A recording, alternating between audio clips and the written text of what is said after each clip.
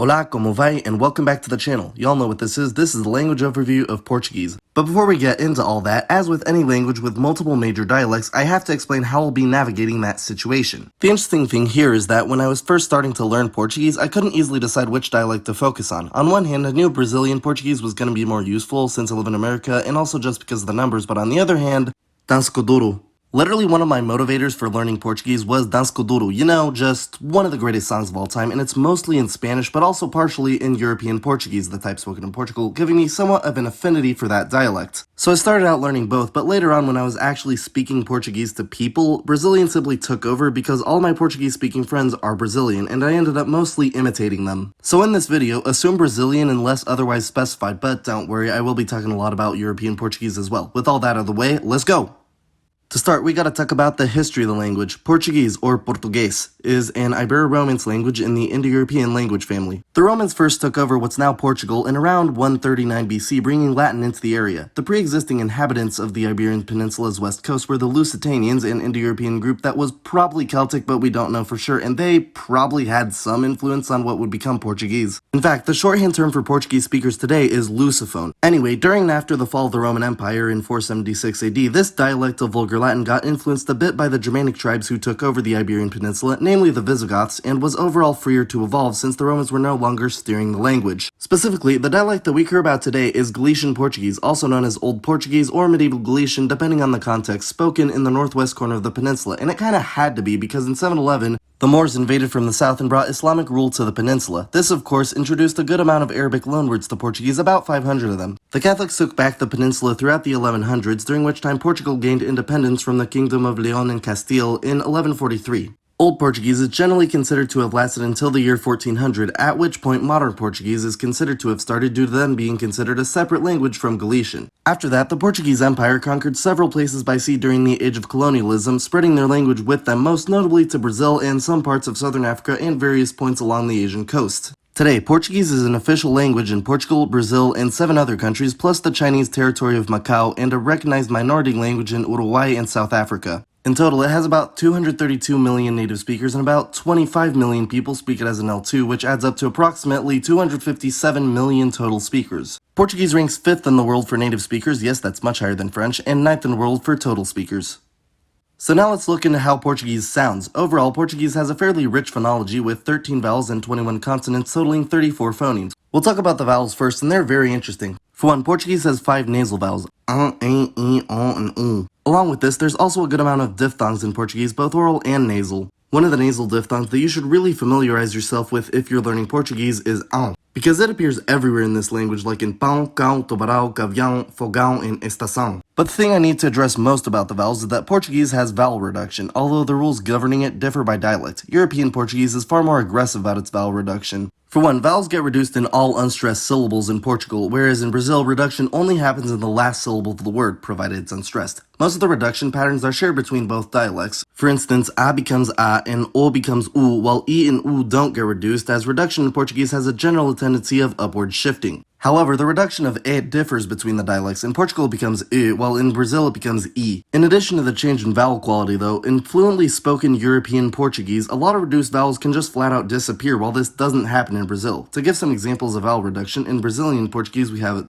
torre, cadeira, esquecer, borboleta, and pato. While in Portugal, those same words are pronounced torre, cadeira, esquecer, borboleta, and pato. But since we were talking about unstressed vowels, of course now I gotta explain Portuguese stress rules. They're not super hard, fairly typical of a Romance language. To start, if the last vowel of the word is a, e, or o, and is followed by nothing, emi, or esse, then the stress is on the penultimate syllable, like in raposa, neve, lobo, nuvem, and olhos. However, if these conditions are not met in any way, then the stress will instead go on the last syllable, like in manhã, assim, dançou, pardal, or mulher. All exceptions to these rules are marked with some diacritic, the specifics of which we'll get into in the orthography section. Now about the consonants. Portuguese doesn't really have any consonants that are rare cross-linguistically, so I'll just jump right into the allophones. For one, in European Portuguese and some parts of Brazil, s becomes sh when either in word final position or in coda position, like in golfinch and esquina. Le also has an allophonic system involving the ends of syllables in both main dialects, but it's a bit different. In Portugal, le just becomes dark l in those situations, while in Brazil, the allophone goes the extra mile and straight up becomes w. I should also mention that I've heard dark eddy used as a phoneme before in Portuguese. Since both countries involved here end with eddy, I'll just use them as the examples. We have Portugal and Brazil. Otherwise, the main allophonic system on consonants exists only in Brazilian Portuguese in its palatalization of certain alveolar consonants before e. To be specific, when before e, de becomes ch, de becomes j, le becomes ye, and ne becomes nya. It should also be mentioned that this allophone happens regardless if the e is phonemic or if it came about as a reduced e. Some examples of it are tempestade, continente, ônibus, and alimentos. And that should pretty much cover the phonology. So now I'll find out how Portuguese represents its rich phonology in the orthography. Portuguese uses its own version of the Latin alphabet with 23 letters, those being 5 vowels and 18 consonants. You may also find K, W, and Y in occasional loanwords. In order to explain the vowels thoroughly, I'll need to explain the diacritics on them. Of Portuguese's 5 diacritics, 4 of them go on vowels. First up, Portuguese actually has 2 diacritics to indicate irregular stress, and this has to do with the fact that 3 of Portuguese's vowel characters have double duty. To quickly cover that, a, e, and o all represent 2 vowels near each other in the mouth, one a bit more open than the other. However, those vowels will both behave the same way when unstressed, and nasal vowels only match onto the more close vowels. Anyway, in stressed syllables that break the aforementioned stress rules, the diacritic used depends on whether the vowel is more open or close. If the vowel is more open, then the acute or agudo is used, while if the vowel is more close, then the circumflex or circumflexo is used instead. The acute is always used for e and u, by the way. Some contrastive examples are semáforo and câmera, céu and pêssego, and the very similar examples of avó and avô. Unfortunately, this does create the situation that in regularly stressed syllables, there's no way to tell the difference between the 2 vowels, but these diacritics are sometimes used to disambiguate between words that would otherwise be identical. Anyway, the tilde or chiu represents nasal vowels at the ends of words. Specifically, it represents an and as well as the supercommon diphthongal suffix an. It's also a stress mark by default, but it can be overridden by another stress mark elsewhere in the word, like in soltão. The other nasal vowels are simply represented by having emi or eni written after them. The final vowel diacritic in Portuguese is the grave or grave, which has a grammatical role that I can't explain just yet or it won't make sense. It should also be mentioned that Portuguese used to use the diaresis or trema in much the same way Spanish and French still do to make an otherwise silent u pronounced or separated diphthong, but this is no longer the case in Portuguese. Before moving on to the consonants, I should mention that all the Portuguese diphthongs are written exactly how you think they'd be written, so I feel no need to go over them, outside of the fact that o is simply o. So now we move on to the consonants, but I'll start with the final of the diacritics. Portuguese uses the cedilla or cedilha on se to indicate that it's pronounced s despite not being before a or e, so I guess I'll explain that now too. Typical of Romance language, the letters se and j have different pronunciations depending on the letter after them. Se is s and j is j before a or e, and they're respectively ke and g elsewhere. However, to give them their plosive pronunciations when before a or e, j adds an u after it and se changes to ke u. While to give them their fricative pronunciations not before a or e, j becomes jota and se adds the aforementioned cedilla. In addition to ju and ku, there are some other consonant digraphs in Portuguese. Ilha and NH carry a similar vibe representing ye and nye respectively, although the latter is often nha intervocalically in Brazil. Examples of these are vermelho and, okay, this will piss some of y'all off, piranha. Meanwhile, CH is pronounced sh like in chuva. Now to the other Portuguese consonant peculiarities. For now staying with the sh sound, let's talk about the letter x. It's a bit weird, most of the time it's pronounced sh like in peixe, but sometimes it's also pronounced se, z, or x like in explodir, exato, or fixar. On a similar note, z is pronounced s at the end of the word like in luz, which follows the SE allophone system and is said luz in Portugal, but it's still z elsewhere. Speaking of the SE allophone system, what I didn't mention back in the phonology section is that there's a formerly allophonic system of SE in intervocalic position, which is, of course, a trace of Latin consonant gemination. If an intervocalic SE is single, it's pronounced z like in casa, but if it's double, then it's pronounced s like in massa. Also originating from this system is the final concept in Portuguese consonant orthography, the 2 pronunciations of eji. European and Brazilian Portuguese both have a system in which eji is sometimes pronounced ch and sometimes pronounced re, but it works such that Portugal prefers re while Brazil prefers ch. The only environment the 2 sounds contrast in is between vowels, and we can use this chart to see when the letter is pronounced ch, when it's pronounced re, and when Portugal says re while Brazil says ch. So now let's get into the grammar, starting as always with the sentence structure. Portuguese's default word order is SVO, or subject, verb, object. To give a basic example sentence, we have O coelho queimou a loja. This means the rabbit burned the store. Word for word, it's article, subject, verb, article, object. SVO. The thing is, object pronouns can go on either side of the verb, which often creates SOV sentences, but unlike in most other Romance languages, in Portuguese you always have options. For example, if I just wanted to say the rabbit burned it, then I could say either o coelho a queimou or o coelho queimou-a. For contrast, most other Romance languages would only allow the first one in this situation. Also contrary to Romance languages and European languages overall, switching to VSO for yes-no questions is an archaic practice in Portuguese. They just keep it SVO. There is a bit more flexibility with interrogative pronoun questions, though. As for other matters of sentence structure, adjectives go after their nouns in Portuguese unless they're short and frequent, while cardinal and ordinal numbers both go before their nouns, and language uses prepositions. Finally, Portuguese is pro-drop, so generally you can drop subject pronouns. You can also sometimes drop object pronouns if it's clear enough.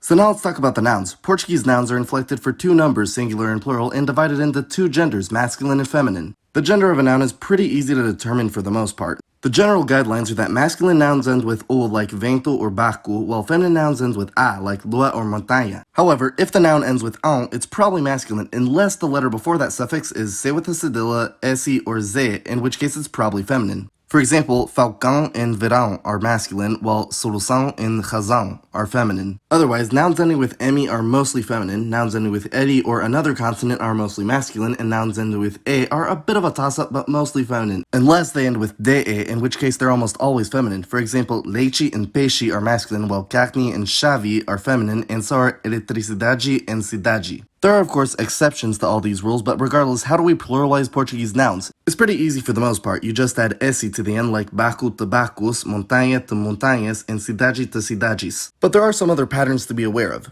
For one, nouns ending in ere or ze add es to the end like in lugar to lugares and luz to luzes. But even more weirdly, nouns ending with emi replace it with any before adding the se like in viagem to viagens, and weirdest of all, nouns ending with eri change it to e before adding the se like animal to animais. But it's just dropped off entirely if the last vowel is itself e, like how quadril pluralizes to quadris. Also, for most nouns ending with an, they stay nasal and pluralize to ons, like avião to aviões. That's it for nouns, as Portuguese has no case inflection whatsoever outside of the pronouns.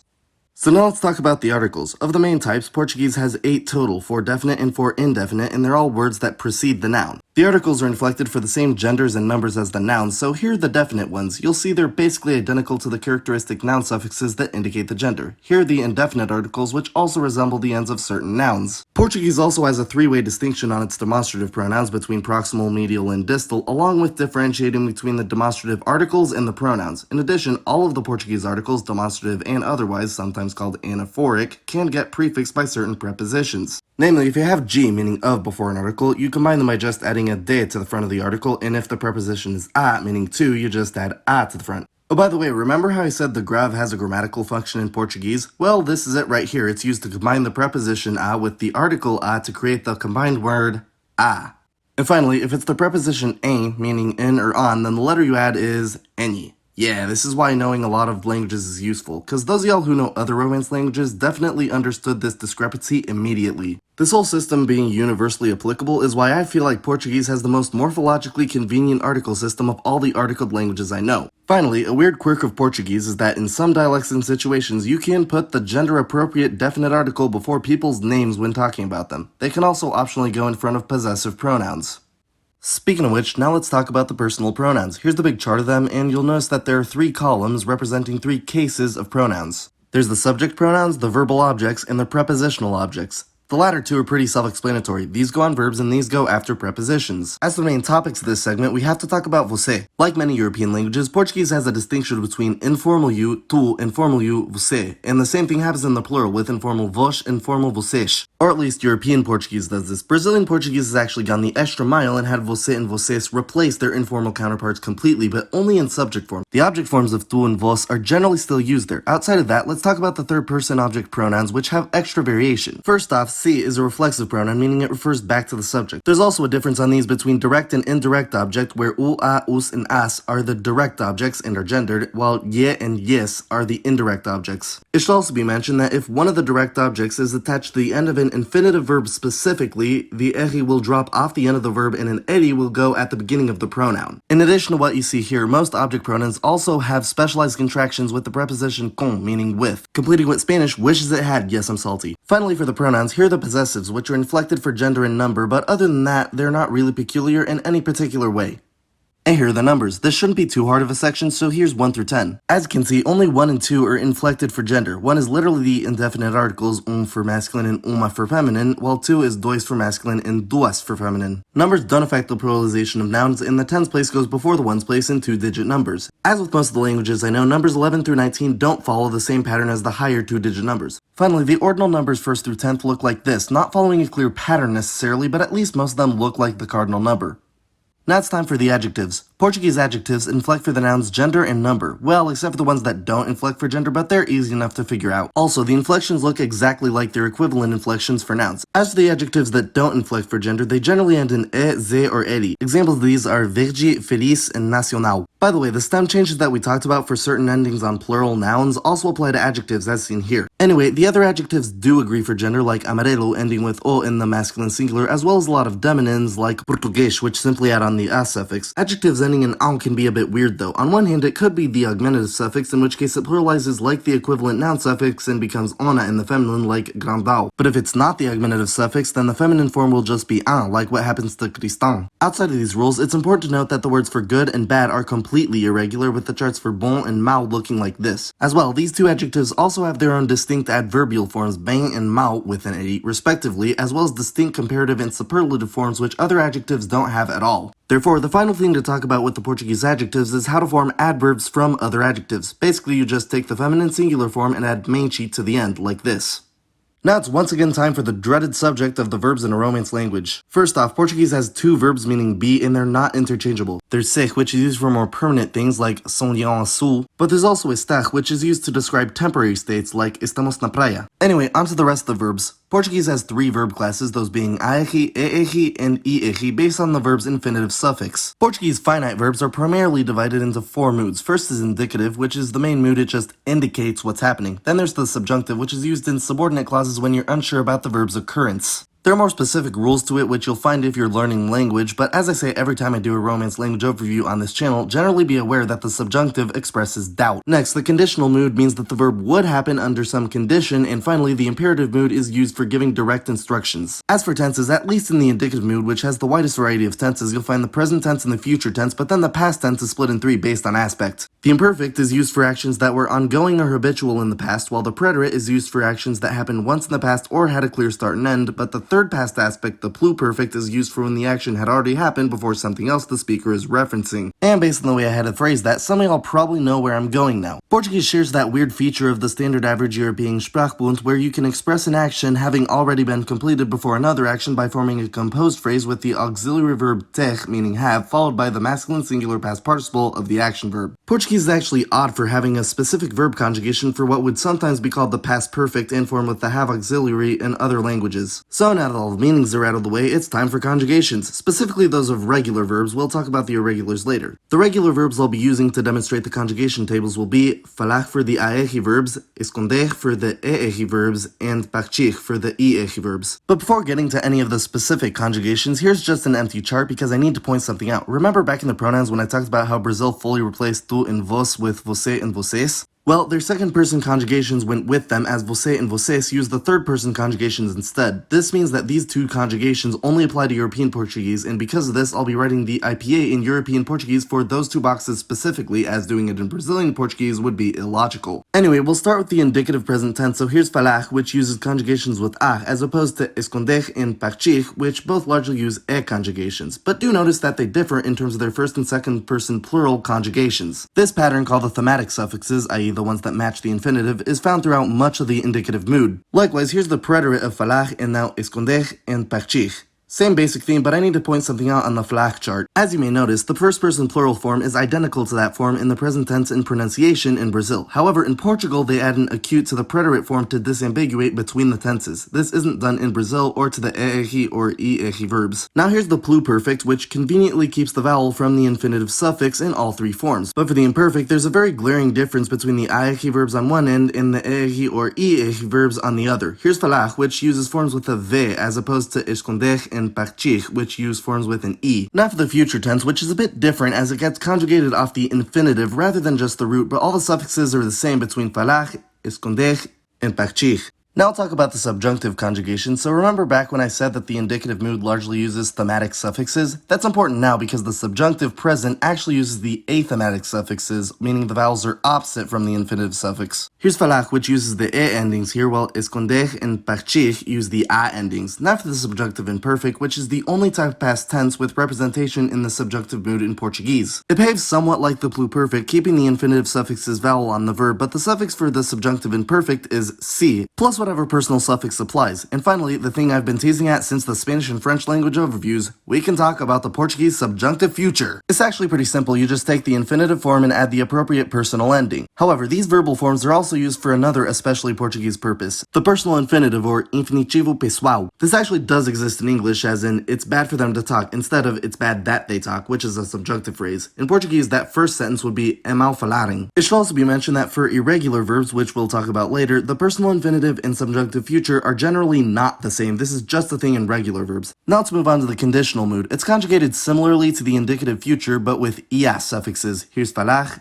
esconder, and partir. Finally, the imperative mood is peculiar in Portuguese because for the second person forms, they differ between the positive and negative commands. This is another thematic distinction. The thematic endings are only used for second person positive commands, while the rest of them use the athematic endings. Also, as seen here, to negate any verb in Portuguese, imperative or otherwise, simply put the negative particle não before it. Before moving on, I need to explain how regular gerunds and past participles are made. They're pretty similar. The gerund, or the active participle, is made by taking the ehi off the infinitive form and adding ndu, while the past participle is made with suffix ado on the root for aehi verbs and idu for the eehi and iehi verbs. Anyway, now that we're past the regular conjugations, it's time to talk about some of the more important irregular verbs. To start, there's the super irregular copular verb ser. Its forms are all over the place, beginning variably with esi or efi. The other copular verb estar is also fairly irregular, but not nearly as much. Now here's ter, which means have, and is also the auxiliary verb for the perfect constructions. One peculiarity to point out is that in the indicative present, the third person singular and plural forms are identical, but the plural conjugation has a circumflex over it, purely for disambiguation. The same thing happens with the similarly behaving verb vir, meaning come. This is not to be confused with ver, meaning see, which is still irregular, but behaves somewhat more like ser.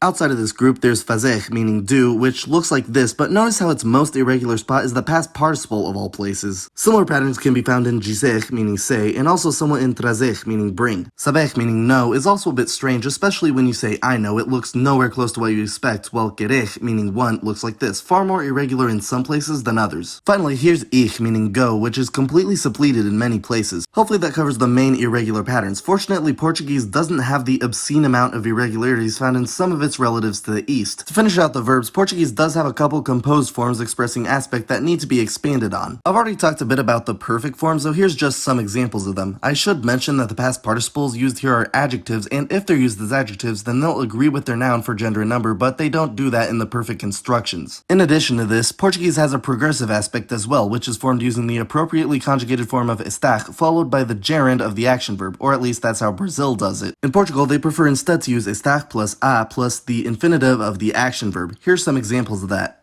So now, here are the example sentences at the end of the video, as we do, to see what we can find. The first one is, espero que houver alho na carne. This means I hope there will be garlic on the meat. First off, espero is the first person singular indicative present conjugation of esperar, which in this case means hope, but can also mean wait in other situations. Then, que is just the conjunction that. Also, notice how it's reduced by default to que in Brazil and que in Portugal. This because of its role as a super common function word. Then, houver is the third person singular subjunctive future conjugation of haver, an auxiliary verb meaning roughly there is. I chose this verb for a specific reason. Back when I was explaining the perfect constructions, those of y'all who are familiar with other Romance languages were probably surprised when I said that ter is used as the auxiliary for the perfect constructions. Basically, verbs meaning have in European languages can be used either for the perfect aspect or just for the action verb, like where you have something. There's actually kind of a nice bridge in the Romance languages where to the east, the languages use their cognitive equivalent of haver to express both meanings, while the equivalent of ter means closer to hold or keep, while in Spanish and Catalan, the ter equivalent has taken over the action verb's meaning and the haver equivalent is only the auxiliary. Portuguese is on the other end where ter is used for both meanings and haver is now only used in situations like I'm showing in this example sentence. Anyway, alho is the masculine noun meaning garlic, and to end the sentence, na is a contraction of em, the preposition meaning in or on, and a, the feminine singular definite article, since the noun at the end of the sentence, carne, is feminine.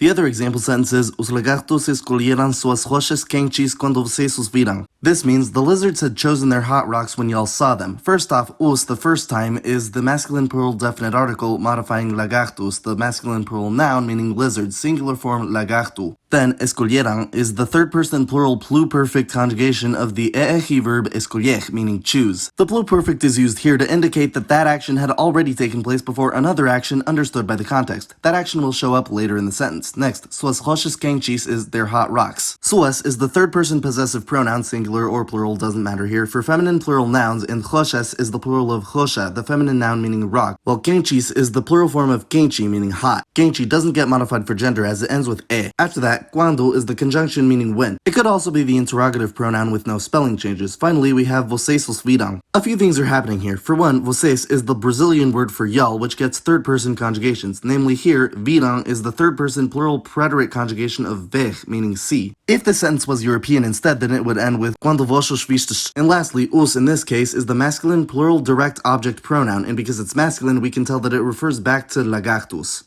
To close out the video, o português é um exemplo clássico de um idioma que é muito importante, mas também menos conhecido que deve ser, devido a seus parentes famosos. A gente pensa frequentemente sobre o português em relação ao espanhol ou ao francês, como nessa piada onde a gente diz que o português soa como um russófono bêbado falando espanhol, que posso ver, mas como o português é sua própria coisa com suas próprias regras, por falantes nativos é o idioma românico segundo mais falado no mundo, quinto de todos os idiomas. Sim, seu poder não pode ficar ignorado. Muito obrigado por assistir, marquem gostei se você gostou do vídeo, inscrevam-se e cliquem na campanha a fim de obter uma notificação quando carrego novos vídeos. Tchau!